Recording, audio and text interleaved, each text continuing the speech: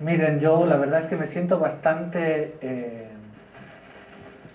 ¿cómo diría yo?, incómodo de estar aquí, porque veo tanta gente y tan bien preparada, que la verdad es que uno se siente un poco así, ¿no? Es diferente. Es como cuando uno hablando delante de una platea toda llena de teólogos, ¿no? Entonces llega uno y empieza, bueno, ¿y qué digo, qué no digo, no? Yo, si me permite, me voy a quedar de pie porque una vez hubo un heraldo del Evangelio que me dijo que cuando el profesor está de pie, los alumnos están sentados. Y cuando el profesor se sienta, los alumnos están tumbados. ¿No? Entonces vamos a ver si conseguimos que solo estén sentados, ¿no? Vamos a intentarlo. Bueno, el tema que nos toca dar hoy son los sacramentos de la iniciación cristiana, que son 3. El bautismo, la confirmación y la Eucaristía. Previamente a ese, digamos, como en pequeña introducción a ese tema, vamos a tratar algo de los sacramentos en general muy rápidamente, porque el tiempo es escaso. ¿Hasta qué hora tenemos exactamente? Pues entonces... 9:05 exposición. En cualquier momento que tengan una duda, es mejor que la pregunten y no dejarlo para el final. ¿Por qué? Porque esto es como alguien que está subiendo, está escalando, ¿no? Si está faltando un lugar para agarrarse, después ya no se sube más. ¿Sí? Entonces, cuando ustedes vean que ya no se consiguen sujetar en ninguna piedra en esta escalada, pues avisan, ¿no? Que me caigo. Y ya sabemos que tenemos que... ¿Vale? Entonces, ¿cuál es la finalidad de la vida cristiana? ¿Por qué Jesucristo se encarnó? ¿No? ¿Por qué murió en la cruz? Todo esto tiene una respuesta muy fácil. Él quiere que nosotros estemos, todos los hombres se salven, todos nosotros nos salvemos. ¿Qué significa la salvación? La salvación no significa meramente el no ir al infierno, no. La salvación significa estar en una íntima comunión con Dios. En el cielo, nosotros cuando vamos a las iglesias, vemos a los ángeles tocando eternamente un violín, ¿no? Y nos preguntamos, qué rollo, ¿no? A mí nunca me gustó la música, no toco el violín, detesto el violín, y ahora que voy a hacer toda mi vida en una nube tocando un violín, ¿no? No, eso no es el cielo. No. ¿Qué es el cielo? El cielo es la comunión con Dios. Consiste esencialmente en la visión beatífica. O sea, es una visión de Dios que se conoce tal cual, lo conoceremos tal cual Él es, y de esa visión beatífica, esa visión nos hará beatos. ¿Qué significa beato en latín? No significa, esta es una beata, ¿no? Ya, no. ¿Qué significa beato en latín? Beato en latín significa feliz. O sea, será una visión de Dios que nos hace felices. De una felicidad que nosotros no podemos tener idea en esta tierra. No sé si ya alguna vez han experimentado cuando se entra en una iglesia o cuando uno se confiesa, ¿no? Que a veces uno sale como que más leve. Uy, estoy más leve. El otro día leía la historia de un chico que le decía a su tío por teléfono, ¿no? Iba a hacer la primera comunión. Y el niño le decía a su padre, a su tío, tío, me he confesado y estoy más leve, ¿no? Pues esa leveza que muchas veces nos puede ocurrir, pues eso multiplicado por así decir, infinito, eso es el cielo. Es una felicidad que no podremos tener nunca en esta tierra. Y esa felicidad no es una felicidad pasajera, de 5 minutos o de 10 minutos o de 1 hora, es una felicidad perpetua. Pero para llegar a esa felicidad, eso está por encima de nuestra naturaleza. El hombre por sí solo es incapaz de alcanzar eso, no lo puede, por más que quiera. Santo Tomás de Aquino dice que una de las posibles causas de la condenación del demonio y sus secuaces al infierno fue precisamente el querer alcanzar la felicidad beatífica, la visión de Dios por sus propias fuerzas. Bueno, entonces eso es imposible. ¿Cómo Dios lo hace posible a nosotros? ¿Cómo Dios nos hace capaces de alcanzar esa visión? Mediante, en esta tierra, la gracia santificante. O sea, la gracia que nos hace santos. Nosotros tenemos el orden de natural. En el orden natural nosotros tenemos el mineral, el vegetal, el animal, ¿no? El espiritual. Bueno, pues por encima de esa gracia, de todo ese orden natural, por encima de ese orden natural está la gracia santificante. Ahí podríamos entrar en más detalles, pero vamos a dejarlo por ahí. ¿Cómo es que Dios nos da la gracia santificante? Mediante los sacramentos. ¿Sí? El primero de los sacramentos es el bautismo. El segundo de los sacramentos es la confirmación. El tercero, por quedarnos simplemente los sacramentos de la iniciación cristiana, es la Eucaristía. Bueno, entonces, el primer sacramento que nos infunde la gracia santificante es el bautismo. Y es ahora este tema que nos vamos a entrar. A mí me gustaría... ¿Usted me puede ayudar un momentito, por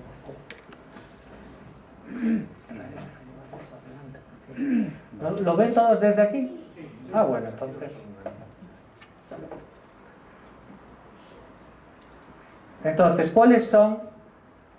¿Qué es el bautismo? Si quieren el bautismo es el sacramento de la regeneración, del perdón y regeneración de los pecados. O sea, de la regeneración y del perdón de los pecados. ¿Qué es? Veamos, entonces. Primer efecto del bautismo es el perdón. ¿De qué pecados? El pecado original, del pecado actual y de todas las penas,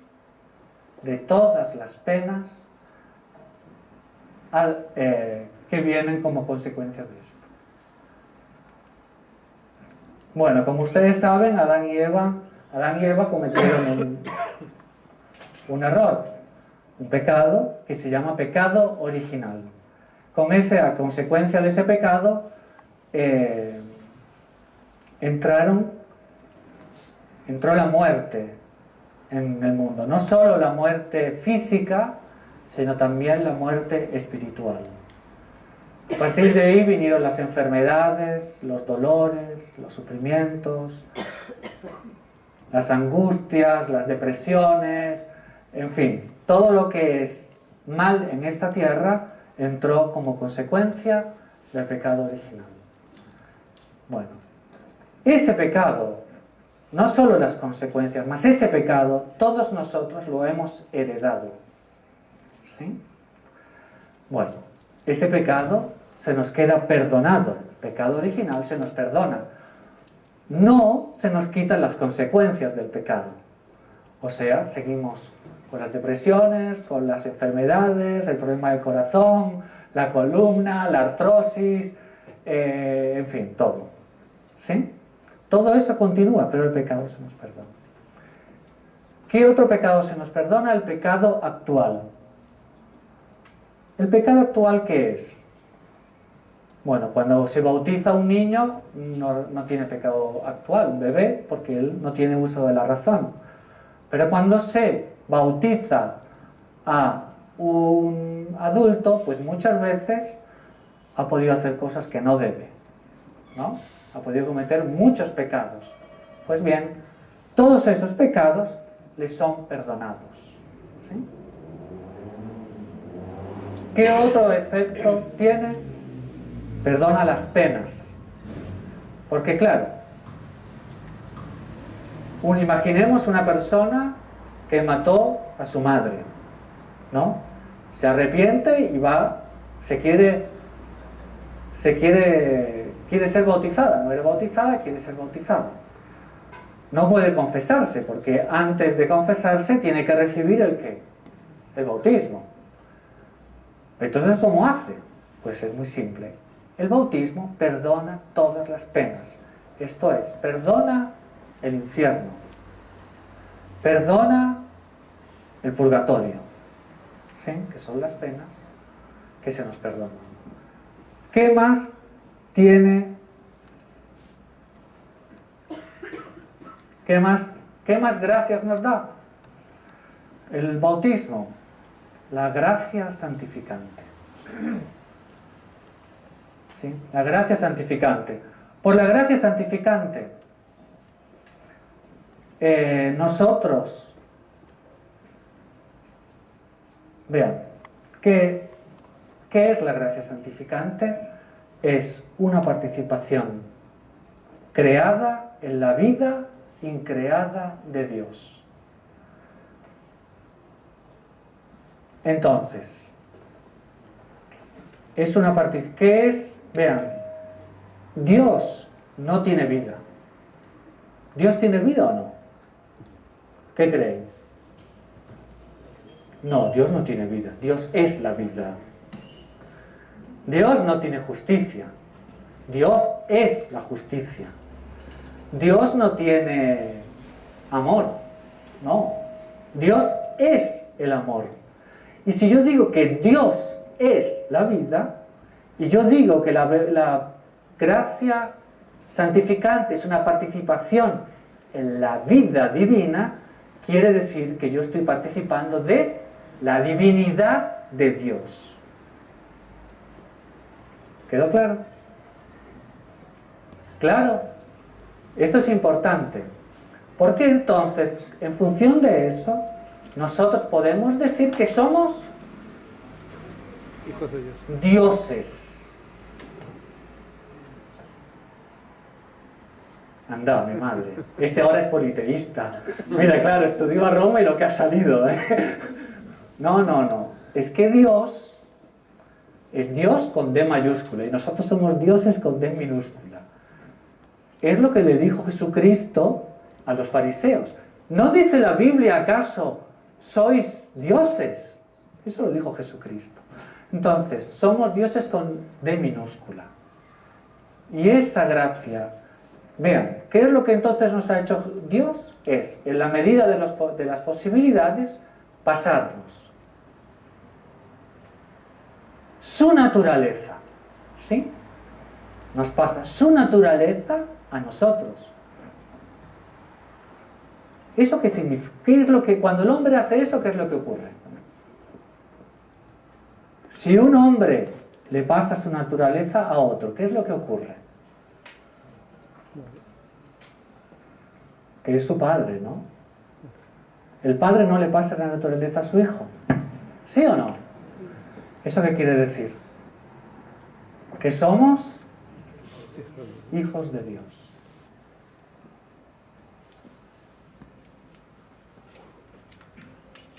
Somos hijos de Dios. Ahora bien, ¿somos hijos de Dios como Jesucristo es hijo de Dios o no? No, diferente.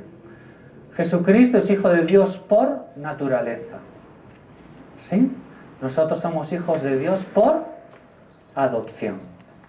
Pero bueno, cuando yo voy a no sé cómo será bien en los trámites legales, pero imaginemos que esto se tiene que hacer en un notario, en una entidad gubernativa. Bueno, pues yo quiero adoptar un niño. Vale, entonces, como fue el caso de Etiopía ahora, de este matrimonio que al final los pobres no pudieron adoptar porque hicieron todo un trámite, ¿no? Y se quedaron sin poder adoptar a los niños. Bueno, entonces yo voy, tal, hago todos los trámites, le doy mi apellido, todo. ¿Pero yo le he pasado la naturaleza o no? No. No le he pasado. Le he dado mi nombre, le he dado mi cariño, le he dado mi amor, le he dado todo, pero mi naturaleza, ¿se la he pasado? No. Entonces, ¿somos hijos así de Dios? No. Los teólogos dan un ejemplo, porque todo esto no es fácil, ¿no? No es fácil. El hombre llega hasta un punto y a partir de ahí, bueno, ya de antes, pero a partir de ahí seguro se tiene que arrodillar y decir creo, ¿no? Porque todo esto, digo un momento que es un misterio. Pero bueno, nos hace hijos de Dios. ¿Cuál es el ejemplo que nos dan los teólogos? Imaginemos un hierro. Yo tengo un hierro. Esos hierros que se usan para la construcción, ¿no? Y lo meto en la forja. La forja está a ¿cuántos grados? Yo creo que, no sé, bueno, un montón. Lo meto en la forja y empieza a calentarse, se calienta, se calienta, se calienta y se queda al rojo vivo. Ahora yo cojo y lo saco de la forja. Y digo, ¿el hierro es fuego o no es fuego? No es fuego, pero quema, ¿no? Es rojo como el fuego y quema, ¿no? O sea, adquirió las propiedades del fuego. Así también con nosotros Dios. Dios nos hace hijos adoptivos, pero nos pasa sus propiedades. Nos hace conocerlo como Él se conoce y amarlo como Él se ama a sí mismo. Entonces nos hace hijos de Dios de una manera especial. Ahora, si somos hijos de Dios, somos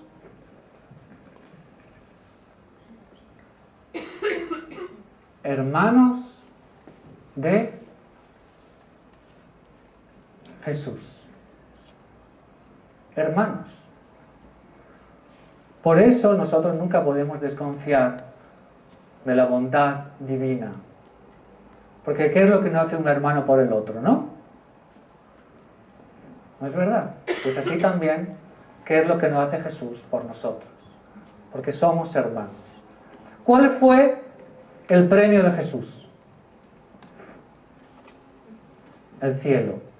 ¿Sí? Ahora, si Él tuvo esa herencia, a nosotros también nos cabe la misma herencia. Y por eso somos herederos del cielo, junto con Jesús.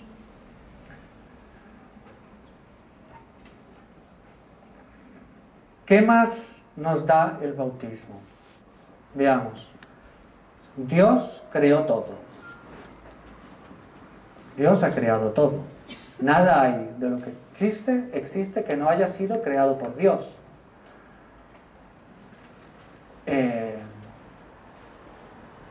Entonces, Santa Teresa de Jesús decía que cuando pecamos, pecamos de dentro de Dios. ¿Sí? No existe Dios y el resto. Existe nosotros, que estamos como que dentro de Dios, porque Dios no tiene cuerpo, no tiene materia, ¿no? Entonces,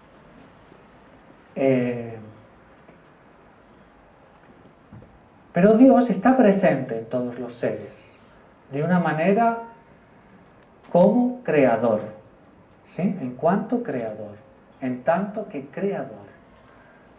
Dios nos crea y nos tiene como, está presente creándonos manteniendo nuestro ser, ¿sí?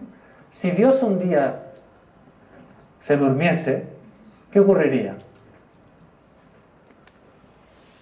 Volveríamos a la nada. ¿Sí? ¿Sabe lo que es volver a la nada? No es morirnos, no. Es volver a la nada. Claro, todo esto es metafórico. Dios nunca se va a dormir porque Dios no tiene sueño, ¿no? Pero todos siempre estamos manteniendo por Dios. Pero Dios, cuando somos hijos de Dios, Dios pasa a estar en nosotros a un título especial. ¿Cuál es ese título? Él está como Padre y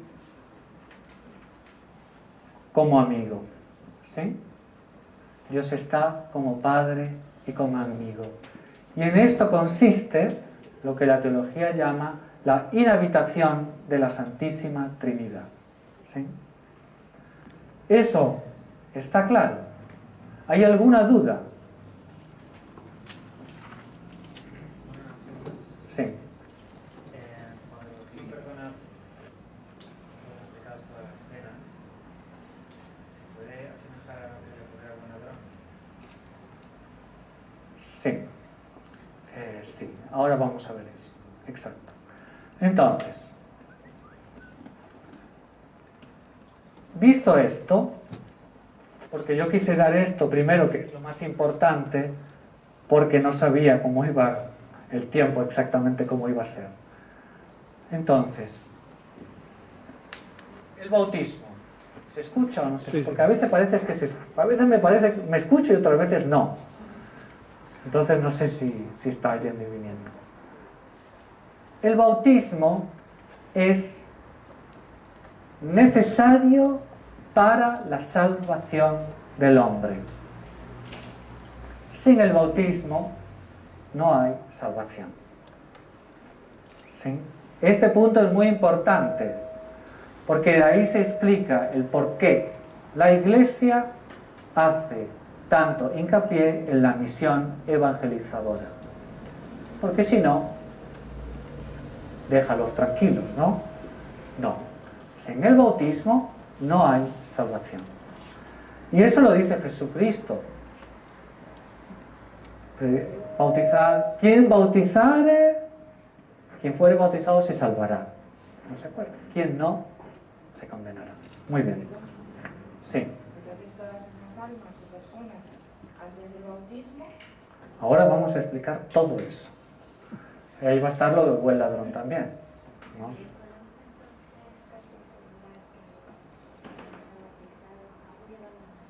No. Todo eso vamos a explicarlo muy tranquilamente, porque es un punto que, bueno, entonces Dios es el pobre. Imaginaos, ¿no? En el siglo XVI llegaron los... En el siglo XVI... A ver. Bueno, en el siglo XVI, si no me quito el micrófono, no hay problema. O sea, aumentamos la voz y... ¿no? En el siglo XVI llegaron los españoles y los portugueses, bueno, el siglo XV, siglo XVI, llegaron a América. Entonces, bueno, hicieron toda la evangelización. Y los anteriores que todos anunciaron. ¿Es eso? No. Entonces vamos a explicar. El bautismo es necesario para la salvación. ¿Sí? Es necesario. Podemos tener, existen varios tipos de bautismo. Entonces tenemos el bautismo sacramental, ¿no?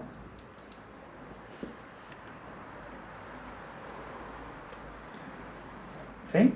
Que es el típico bautismo que tenemos cuando el niño va y que no para de llorar y que, bueno, ¿sí? Hasta que al final, muchas veces y de una manera impresionante, cuando es bautizado, deja de llorar. Otras veces llora más, pero algunas veces deja de llorar. Bueno. Después tenemos el bautismo de sangre.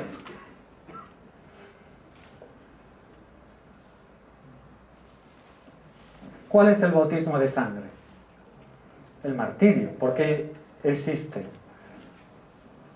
El otro día fuimos a visitar, era en Bolonia,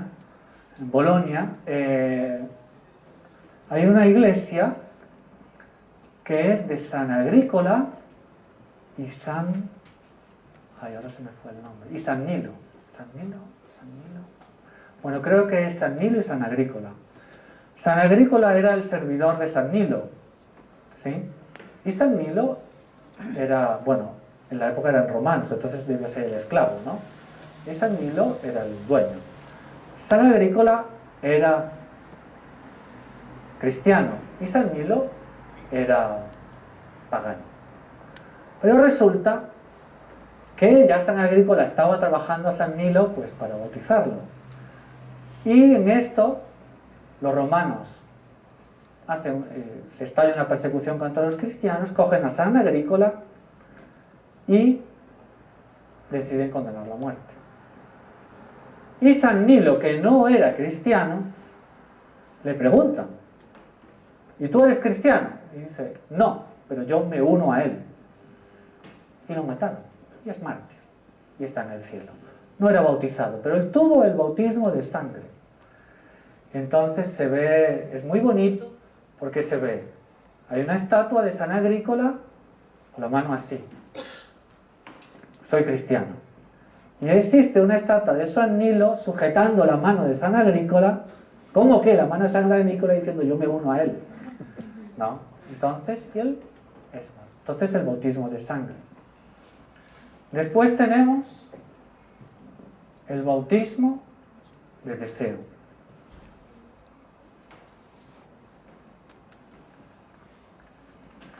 Entonces, este bautismo de deseo puede ser explícito o implícito. ¿Sí? Este bautismo de deseo puede ser explícito o implícito. Explícito es, por ejemplo, un catecúmeno que quiere recibir el bautismo. ¿Sí? Entonces, sí, imaginaos un chico de 20 años que quiere ser bautizado y quiere ser bautizado. Está arrepentido de todo lo que ha hecho de mal, por amor a Dios o por temor al infierno, y ama a Dios sinceramente. El pobre chico está andando por la calle, cruzando en un paso de cebra todo normal, y un loco pasa rápidamente y lo atropella y lo mata. ¿Ese chico se salvó o no se salvó? Se salvó. ¿Por qué tiene un bautismo de deseo explícito? ¿Sí? Muy bien. Y ahora nosotros tenemos el bautismo de deseo implícito. Y eso es más difícil de medir matemáticamente, porque se tienen que reunir varias condiciones. Primero, que la persona cumpla la voluntad de Dios, y esto aquí es muy matizado, tal como ella la conoce. ¿Sí? Tal como ella la conoce. Evidentemente, la voluntad de Dios significa cumplir la ley natural. ¿Sí? La ley natural básicamente, y sin querer prolongar porque sería, ahí llegaríamos hasta las 10 de la noche, 11 de la noche, la ley natural, por simplificar, son los 10 mandamientos. ¿Sí? Pero claro, es posible que él, por la educación, haya algún aspecto que no conozca, ¿no? Entonces, por ejemplo, nosotros tenemos que hasta hace poco, en la propia España, después de 2000 años de cristianismo, bueno, tal vez ahora mismo no se haga, pero hasta hace poco se hacía, era el linchamiento. Entonces llegaba alguien que había, no sé, que había hecho cualquier cosa, y llegaban los vecinos y lo linchaban, ¿no? Fue el caso de Santa María Goretti. Santa María Goretti, cuando un joven quiso abusar de ella no se dejó, ella tenía 12 o 13 años, no sé por qué, tengo la idea que eran casi que 13. La mató. Cuando llegó la policía y quiso sacarlo, los vecinos estuvieron a punto de lincharlo, ¿no? Bueno, es un movimiento muy natural, pero no está de acuerdo con la ley de Dios, porque la ley de Dios establece que nadie puede tomarse la justicia por su mano. Entonces debe ir a la justicia organizada y la justicia. Bueno, pues si eso hasta hoy en día ocurre, pues eso puede ocurrir en otros lugares sin que sea en cosas un poco más graves, ¿no? Claro está que ese desconocimiento será en cosas secundarias, o si es en algo principal, será por un tiempo, ¿no? Porque como es ley natural, está dentro de la propia naturaleza y a cierta altura salta, ¿sí? Por eso que muchas veces la persona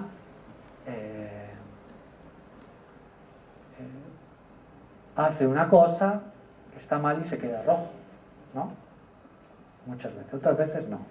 Yo conocí a uno que nuestro superior decía de él: él, cuando dice la verdad, enrojece, ¿no? Entonces, de tan acostumbrado que estaba a mentir.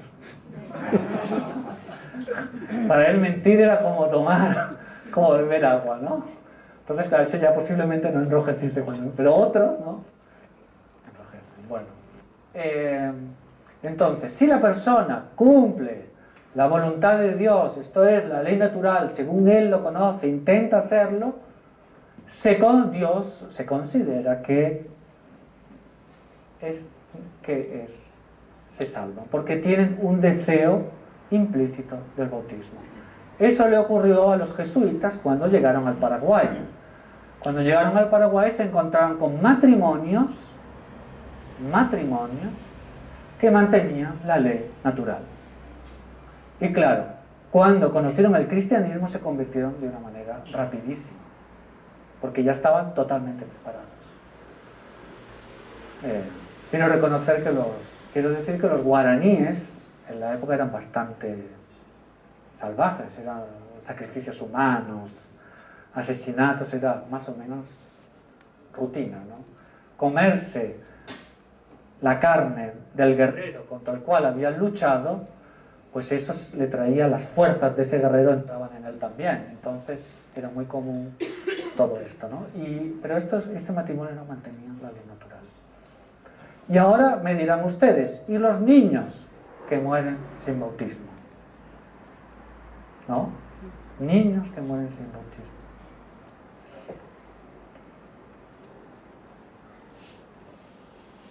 Niños. Bueno, los niños sin bautismo es un tema que la Iglesia los encomienda a la misericordia divina, porque realmente la Iglesia no sabe lo que ocurre. Evidentemente, al infierno no se va, no tiene ninguna culpa. El pobre niño no tiene ninguna culpa. ¿Cómo se va a ir al infierno? Hubo teólogos que han dicho, no, el limbo, entonces un lugar donde habría una felicidad natural, pero no se llegaría al cielo. Otros dicen, no, Dios les va a dar una prueba al final, a la hora de la muerte, para ver si Dios quiere. No se sabe, no se sabe. Pero sin embargo, nuestro Señor Jesucristo dijo, dejad que los niños vengan a mí. Entonces, todos nosotros debemos ser muy conscientes y muy diligentes en hacer que los niños sean bautizados, ¿sí? Por eso, hasta ahora, yo conozco gente en Brasil, enfermeras, ¿no?, que saben bautizar. Entonces, cuando ven que el niño está muriendo, pues ella misma lo bautiza, ¿no? Bueno, hemos llegado, según mi reloj, a la hora. ¿No es eso? Porque bueno, son 9:03, pero hay que dejar 2 minutos de preguntas, ¿no? Entonces... Uy, la confirmación. ¿Ve? Es que no... Bueno. Sí. ¿Qué pasa con el bautismo? Nosotros recibimos, que esto es, se me olvidó para decirlo, recibimos el carácter. El carácter es una palabra griega que significa sello. Como hoy en día las reses, las vacas, son selladas para saber quién era, antiguamente hasta los soldados eran sellados, ¿sí? Los esclavos eran sellados. Se reconocía quién era el dueño, ¿sí? Entonces el carácter, el bautismo, nos da un sello por lo cual nosotros somos cristianos, o sea, somos otros Cristos, ¿sí? Pertenecemos a Cristo. ¿Qué pasa? La confirmación. Todo lo que nos da el bautismo, ¿sí? La confirmación nos lo perfecciona, ¿sí? Es así, el niño nace humanamente. El niño nace sobrenaturalmente, el bautismo. El niño crece naturalmente. El niño crece espiritualmente con la confirmación, ¿sí? Pero nos da otro carácter. Aquí era el carácter de pertenecer a Cristo. ¿El carácter de la confirmación cuál es? El carácter de ser soldados de Cristo. Por tanto, nos da una fortaleza especial para luchar y difundir el Evangelio por Cristo. Bueno, la Eucaristía es... La Eucaristía, el secretario me dice que va a ser la clase siguiente, ¿sí? Pero es hacia la Eucaristía que todos estos sacramentos nos conducen, ¿sí? Todos, vean, todos los sacramentos, los 7 sacramentos, de una manera directa o indirecta, nos llevan a la Eucaristía. Bueno, entonces ahora sí que ya hemos llegado a la meta total. ¿Alguien tiene una pregunta? Allá al fondo. Yo tengo una pregunta. Era sobre los sacramentos. Yo creo que son gracia, ¿no? Sí. No se merecen. Entonces, ¿no podría haber un problema en entender el bautismo de sangre, de deseo, explícito implícito, como un premio a esa fidelidad o a esa coherencia de vida? O sea, seguir la conciencia, ¿no? Buscar a Dios. ¿Sería de alguna forma merecido este bautismo? No, nunca es merecido.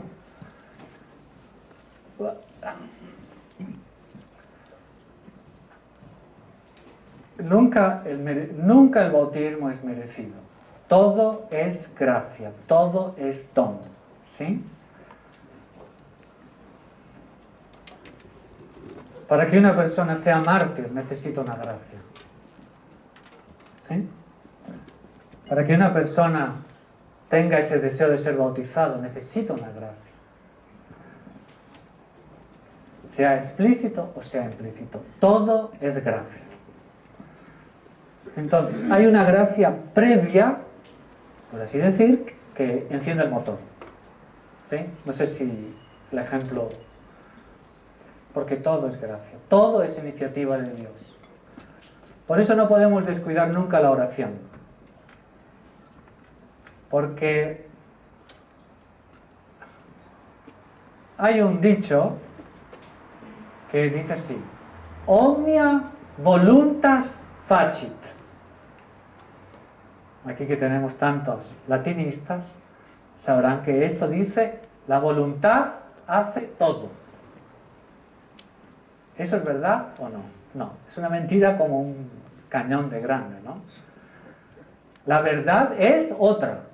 Omnia possum in eo qui me confortat. Todo puedo en aquel que me da fuerzas, ¿sí? Todo puedo en aquel que me da fuerzas. Todo. No sé si quedó claro, ¿no? No hay premio ninguno. ¿Sí? Una vez que la persona es bautizada, ¿sí? Ahí sí pasa a tener méritos sobrenaturales sus actos. O sea,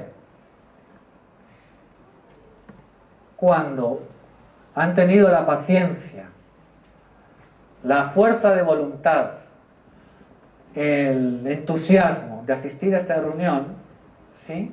Si lo han hecho por amor a Dios, Dios les va a premiar por eso, ¿sí? No porque ustedes tengan méritos por sí, sino porque ustedes son otros Cristos. Y a partir de Cristo, Dios nos da méritos. ¿Sí? ¿Alguna pregunta más? Yo tengo una pregunta que no sé si es una burrada. No. Una persona, o sea, el ser humano por naturaleza, para la ley natural, no quiere hacer daño al prójimo, o cuál es la naturaleza de él.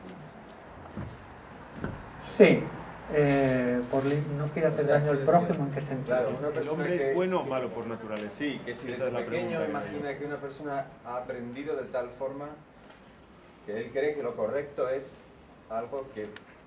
Pero la ley natural, ¿qué dice? Es decir, Sí, veamos. Es que esta respuesta nos llevaría un poco largo, pero así voy a dar un esquema. La ley natural... la ley natural es como... se podría dividir como que en círculos concéntricos, ¿sí? Hay un primer círculo concéntrico que todo el mundo tiene. Nadie puede decir, es que yo no sabía eso. Nadie. Es hacer el bien y evitar el mal. ¿Sí? Eso todo el mundo sabe. Todo el mundo. Yo tengo que hacer el bien y evitar el mal. Después hay otro factor de la ley natural que en general todo el mundo sabe. Es muy difícil que alguien no sepa. No matar, ¿sí?